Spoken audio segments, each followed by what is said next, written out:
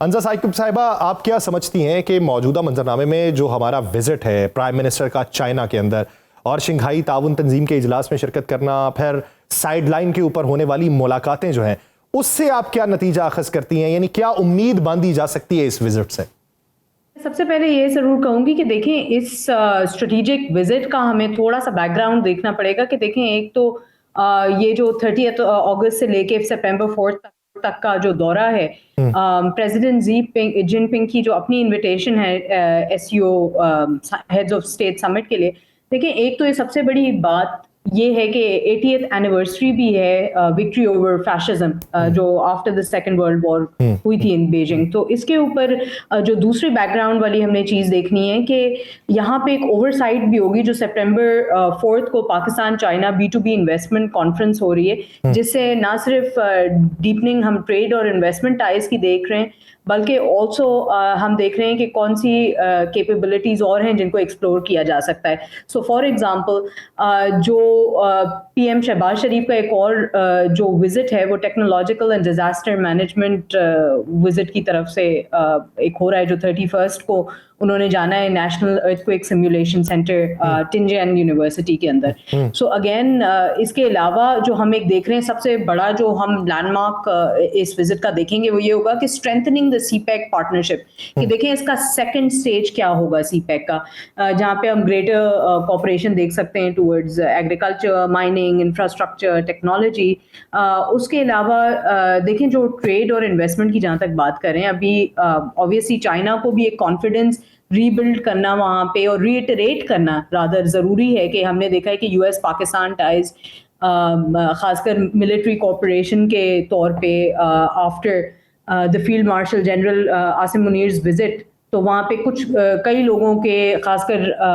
People to people ties के अंदर ये बात की जा रही थी कि जी ऐसा तो नहीं है कि पाकिस्तान ने यूएस का रुख कर लिया है और सीपैक की वैल्यू जो है वो डाउन होगी। तो उस तरह से भी ये दौरा बहुत जरूरी है। अच्छा, एक चीज अंजा साहिबा ये बताइए कि इसमें इंडिया के लिए क्वेश्चन क्या हो सकता है इस दौरे में? यानी आप तमाम तर एक तरह की 3 कॉल्स जो हैं वो अटेंड ना करने की बातें सामने आ रही हैं कि ट्रंप ने मुख्तलिफ औकात में कॉल्स की हैं जिसका जवाब नरेंद्र मोदी की तरफ से नहीं दिया गया। तो अब वो अगर चाइना का रुख करते हैं या रशिया के साथ हाथ बढ़ाते हैं तो उनके लिए कोई क्वेश्चन है?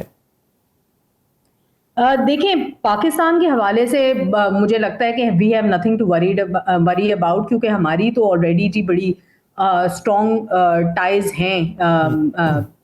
चाइना वाले फैक्शन के साथ। लेकिन जो वहां तक अगर मैं बात करूं इंडिया और चाइना के लिए कोई क्वेश्चन ऑब्वियसली क्योंकि ट्रंप की तरफ से एक ट्रेड वॉर भी एक देखें ऑफ सॉर्ट्स अनाउंस हो चुकी थी, तो इंडिया और चाइना का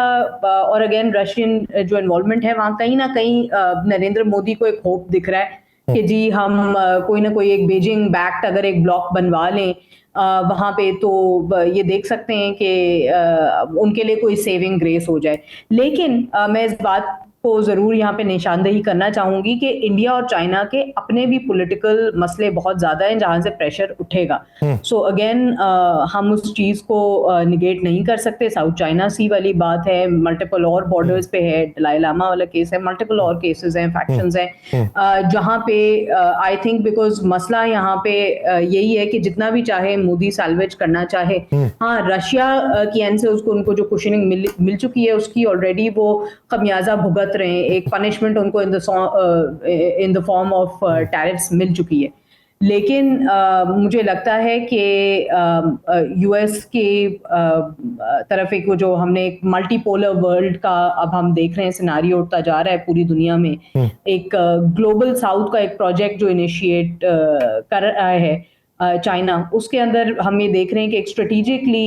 एक वैल्यू हो सकती है इसकी। लेकिन from the Pakistan context I don't think हमें इस नैरेटिव से जरा भी फर्क पड़ेगा। इस नैरेटिव से हमें जरा भी फर्क नहीं पड़ेगा क्योंकि जनूबी बहरा चीन वाला जो मंजरनामा है उसमें भी इंडिया को मुश्किलात का सामना हो सकता है और रूस से होने वाली दोस्ती का खमियाजा जो अभी भुगत रहा है भारत, नरेंद्र मोदी का ये विजिट बहुत ज्यादा जो है वो उनको चांसेस फराहम नहीं करेगा। पाकिस्तान के लिए अलबत्ता ये बहुत बड़ी अपॉर्चुनिटी है कि किस तरीके से अपने ताल्लुकात को मजीद बुलंदियों पर ले जाया जा सकता है। बहुत शुक्रिया अंजा साकिब साहिबा इस हवाले से अपना वक्त देने के लिए।